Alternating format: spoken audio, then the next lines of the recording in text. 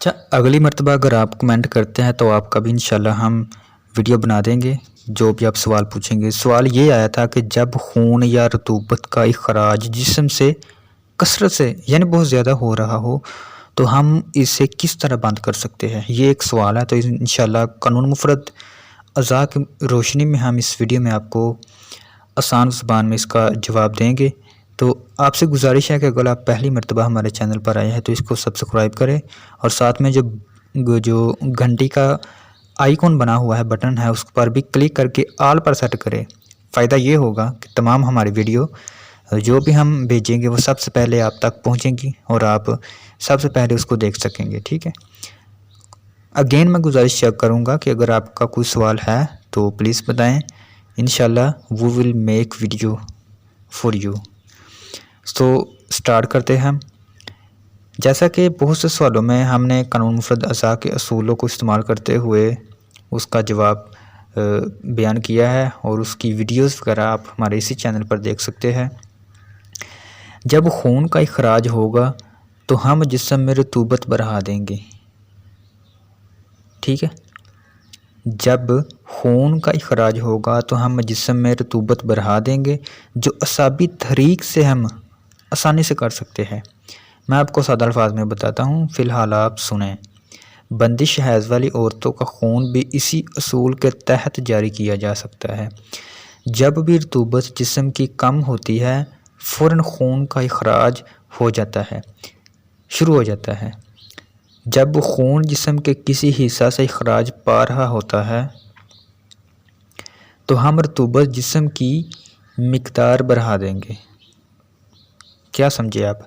رطوبات جسم کی مقدار بڑھا دیں گے تو اس سے خون کا اخراج رک جائے گا۔ اب میں آپ کو سادہ الفاظ میں بتاتا ہوں کہ اگر خون کا اخراج ہو رہا ہو جسم سے میں آپ کو بندش حیض والی عورتوں کا خون بھی بعض اوقات نہیں رک رہا ہوتا، ٹھیک ہے۔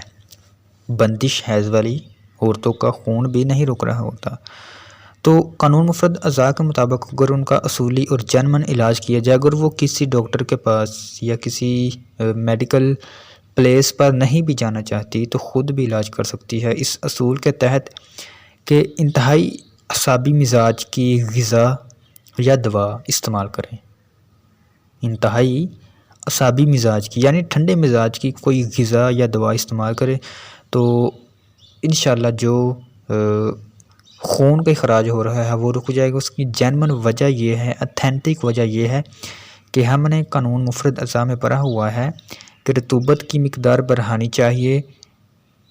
جب رطوبت کی مقدار جسم میں، رطوبت کا مطلب ہوتا ہے بلغم، رطوبت کا مطلب ہوتا ہے تری یعنی بلغم۔ جب جسم میں رطوبت کی مقدار بڑھا دی جاتی ہے خون کا اخراج بند ہو جاتا ہے۔ خون کا اخراج بند ہونا جب رطوبت، آپ سماعت فرمانے اور سمجھنے کی کوشش کریں، پتہ نہیں میں آپ کو سمجھا پا رہا ہوں کہ نہیں۔ جب رطوبت کی مقدار اعصابی تحریک کی وجہ سے پیدا کی جاتی ہے جسم میں، اس سے پہلے رطوبت یعنی اعصابی تحریک، رطوبت بڑھانے سے پہلے انسان کا جو مزاج ہوتا ہے وہ ہوتا ہے غدی گرم مزاج میں ہر چیز آپ کو پتہ ہے پگھل جاتی ہے۔ اگر کسی چیز کو گرم کیا جائے تو پگھلتی ہے، پگھل کر نرم ہوتی ہے، اس میں نرمی آ جاتی ہے، نرمی آنے کی وجہ سے وہ پتلی بھی ہو جاتی ہے اور خون کی بھی یہی صورتحال ہے۔ رطوبت سے اس کو گاڑھا کیا جاتا ہے، اس طرح اس کا اخراج رک جاتا ہے۔ یہ ہے اتھینٹک جواب۔ گزارش آپ سے یہ ہے کہ چینل کو سبسکرائب کریں اگر آپ مزید اسی طرح کی ویڈیو چاہتے ہیں۔ میں کوشش کروں گا کہ انشاءاللہ مزید ڈیٹیل سے ویڈیو بناؤں۔ اب اس کا جواب یہی ہے، فی الحال تو میں یہاں پر ہی ویڈیو کو ختم کرتا ہوں۔